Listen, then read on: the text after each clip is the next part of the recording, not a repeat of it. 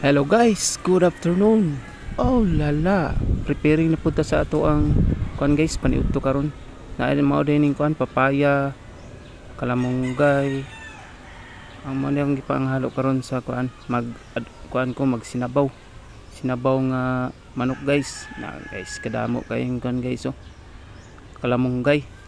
Mamaya nang daghanon nato og kalamunggay mga lods kay para lami kayong kuan guys, sustansya sa kuan kamunggay. Apay ko ng kuan tanglad mga lods oh. Oh, ako yung tanglad mga lods. Mo ni dahon ni siya sa sili. Gamay ra kayong dahon sa sili gisagol. Di makalimtan ang atong isagol da nga manok guys. Pila ra ni siya kahiwa guys kay gamay ra man akong kuan nabilin guys. Mora man ning hatag sa silingan guys. Wala na tayo daghang istorya diha.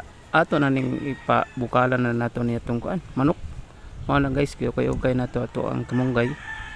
Mo na tong gipang sagol guys sa atong manok. Imikos-mikos na nato na siya guys. Hantod siya nga magkuan guys. Medyo malata-lata na. Pero dili sa pingon nga lata kay guys. Igura gud tama-tama lang. Tama-tama lang atong kuan. Paglutoan na guys.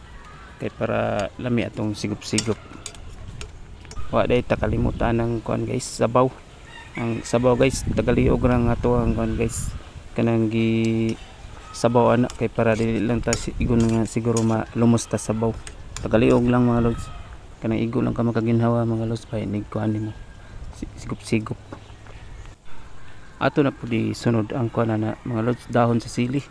Mao gani pinakalami pud ning kuan sa sinabaw guys nga manok, dahon sa sili kay para napoy kuan ba halang-halang pud gamay ba. Mao na ni hapit na ni siya maluto.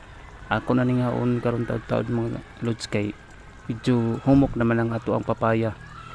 Duha lang na ka kuan akong gisagol diha, duha ka papaya, duha ka buong nga papaya akong gisagol na mga lods para daghan-daghan pud ba.